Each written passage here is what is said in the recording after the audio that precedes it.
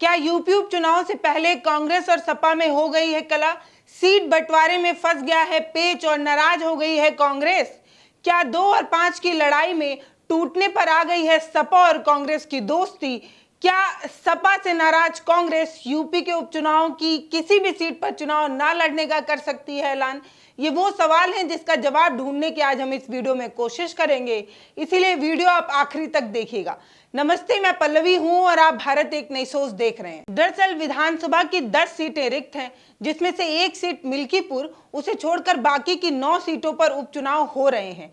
मिल्कीपुर वाली सीट पर चुनाव क्यों नहीं हो रहे हैं वो मैं आपको बता देती हूँ। 2022 के विधानसभा चुनाव में बीजेपी के जो उम्मीदवार रहे बाबा गोरखनाथ, जिसे योगी नाथ के रूप में जाना जाता है, योगी बाबा के रूप में जाना जाता है, तब उस समय के विजयी उम्मीदवार जो अवधेश प्रसाद थे, उनके निर्वाचन को लेकर कोर्ट में चुनौती दे दी थी और ये याचिका जो थी वो अभी तक पेंडिंग थी, जिसकी वजह से चुनाव आयोग ने मिल्कीपुर वाली सीट पर चुनाव ना कराने का ऐलान किया।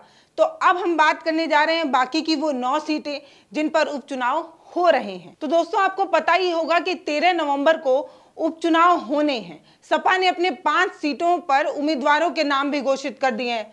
कांग्रेस के लिए अलीगढ़ की खैरा सीट और गाजियाबाद की 2 सीटें छोड़ भी दी हैं, जबकि कांग्रेस 5 सीटों की डिमांड कर रही थी। पार्टी को ऐसी उम्मीद थी कि 5 सीटों की डिमांड करेंगे तो कम से कम 3 सीटें तो मिल ही जाएंगी, लेकिन ऐसा हुआ नहीं। सपा ने दिया सिर्फ और सिर्फ 2 सीटें। दरअसल बार्गेनिंग टेबल पर कांग्रेस अपने उम्मीदवारों के अनुरूप सीट हासिल नहीं कर पाई और अपने आप को फेल महसूस कर रही है। सपा ने महज सिर्फ 2 सीटें दी हैं, सिर्फ 2 सीटें छोड़ी हैं। ये जो 2 सीटें हैं वो 2 और 5 की लड़ाई, सपा और कांग्रेस के अनबन की कहानी, ये सारी चीजें आपके साथ साझा की जा रही है। ये बताया जा रहा है कि कांग्रेस जो है वो उपचुनाव में महज सिर्फ 2 सीटें छोड़े जाने पर सपा के इस फैसले से खफा है, नाराज है और अब ऐसी चर्चा चल पड़ी है कि कांग्रेस यूपी से हट सकती है और किसी भी उम्मीदवार को नहीं उतारेगी और किसी भी सीट पर चुनाव नहीं लड़ेगी। अब सूत्रों का यह मानना है कि कांग्रेस खुद अपने उम्मीदवार ना उतारकर मऊ की जो घोसी सीट पर जो उपचुनाव हुए थे उसी तर्ज पर सपा का समर्थन कर सकती है। हालांकि कांग्रेस की ओर से अभी तक इस पर कोई भी आधिकारिक टिप्पणी नहीं आई है, कोई भी आधिकारिक बयान नहीं आया है। न जाने क्यों सोशल मीडिया पर इस तरीके का बयान फैलाया गया कि सपा और कांग्रेस में राट छिड़ गई है, दोनों में अनबन हो गई है। कांग्रेस पार्टी की ओर से फूलपुर सीट का दबाव बनाया जा रहा है। इस तरीके की रणनीति तौर पर देखा जा रहा है, ऐसा बताया जा रहा है कि इस तरीके की हवा इसलिए दी गई है क्योंकि कांग्रेस ये दबाव बना रही है कि हमें फूलपुर वाली सीट दे दिया जाए। अगर फूलपुर वाली सीट पर कांग्रेस को मिल जाता है, समाजवादी पार्टी अगर मान जाती है तो समझिए कि बात बन सकती है, लेकिन समाजवादी पार्टी ने पहले से ही अपने उम्मीदवार का नाम जो है वो ऐलान कर दिया है। तो अब ये बात यहीं पर आकर टिक जाती है कि कांग्रेस फूलपुर वाली सीट पर क्यों टिकी हुई है, कांग्रेस क्यों मांग कर रही है कि उसे फूलपुर वाली सीट मिल जाए। तो दरअसल बात यह है कि कांग्रेस को ऐसा लगता है कि ये जो फूलपुर वाली सीट है वो उसकी पुश्तैनी सीट है। इस सीट पर इंदिरा गांधी का, जवाहरलाल नेहरू का नाम जो है वो जुड़ा हुआ है। इलाहाबाद से ये सीट जो है वो सटी हुई भी है और नेहरू परिवार के नाम की वजह से कांग्रेस को ऐसा लगता है कि इसका प्रभाव अभी इस सीट पर कुछ तो बचा हुआ है, कुछ तो इस सीट पर अभी भी कांग्रेस का दबदबा है, ऐसा कांग्रेस को लगता है। ये वो बड़ी वजहें हैं और ये जो शीर्ष 2 नेता हैं अखिलेश और राहुल, इन्हीं पर टिकी है लोगों की निगाहें कि क्या दोनों के बीच में एक टेबल पर बैठकर कोई बातचीत बन सकती है। दोनों नेता अगर बीच में बैठकर आपसी जो है ये मनभेद या मतभेद जो है उसको सुलझा लें तो हो सकता है कि कुछ बेहतर रिजल्ट देखने को मिल सकता है। लेकिन सिर्फ ये वो वजह नहीं है जिससे कांग्रेस जो है वो नाराज है। कांग्रेस और भी कई बड़ी वजहें हैं जिनसे नाराज है, कई कारण हैं जिसकी वजह से कांग्रेस जो है वो नाराज नजर आ रही है और यूपी में चुनाव ना लड़ने की घोषणा कर चुकी है।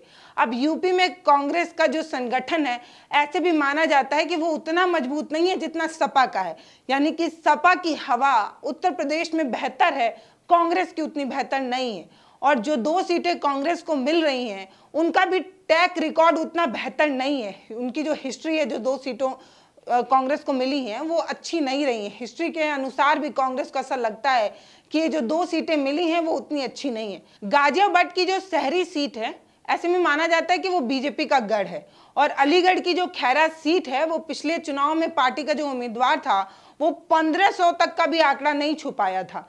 खैरा सीट जिस चारूकेन के लिए कांग्रेस मांग रही है, वो 60,000 से ज्यादा वोट तो उन्हें मिले थे, लेकिन तब वो बसपा के उम्मीदवार थे। अब वो कांग्रेस की होंगी, लेकिन ये पार्टी बदल जाने के बाद वोट मिल पाएगा या नहीं, ये तो अपने आप में एक बड़ा सवाल है ही। कांग्रेस नेताओं को ऐसा भी लगता है कि बीजेपी की ये दो मजबूत गढ़ों पर कांग्रेस जो है वो लोहा ले रही है, उनसे लड़ाई लड़ रही है, तो कुछ सीटें ऐसी भी तो मिलनी चाहिए जहां जीत मिलना संभव हो और पक्का हो। तो कांग्रेस इसलिए भी मिर्जापुर वाली सीट और प्रयागराज वाली फूलपुर सीट जो है वो मांग रही है। मिर्जापुर की मझवा और प्रयागराज की फूलपुर सीट, इन दो में से कोई भी एक सीट की दावेदारी अगर कांग्रेस को मिलता है तो ऐसा माना जा रहा है कि कांग्रेस चुनाव लड़ सकती है। मझवा सीट पर वो चाहते हैं कि अजय राय के बेटे मैदान से उतरें, और उनकी तैयारी जो है वो कांग्रेस कर भी रही थी, लेकिन इस सीट पर सपा ने पहले से ही अपना उम्मीदवार उतार दिया। सपा एक के बाद एक अपने नए नए प्रत्याशियों का ऐलान करती जा रही है और कांग्रेस की सुन भी नहीं रही। यहीं से सपा और कांग्रेस के अनबन की कहानी बताई जा रही है, क्योंकि जो जो सीटें कांग्रेस मांग रही है वो सीटें सपा दे नहीं रही। अपने उम्मीदवार एक पर एक घोषित किए जा रही है। अब देखना होगा कि उपचुनाव से पहले कांग्रेस और सपा के बीच ये छेड़ी जो रार है वो थम सकती है या नहीं। क्या दोनों पार्टियों के बीच अनबन की कोई बीच का रास्ता निकल पाता है या नहीं। इनके संबंध जो बिगड़ रहे हैं वो और बिगड़ते जाएंगे या सुधर सकते हैं। इंडिया गठबंधन को अगर इस तरीके से अनबन रहा तो काफी नुकसान सहना पड़ सकता है और इसका सीधा फायदा बीजेपी को मिल सकता है।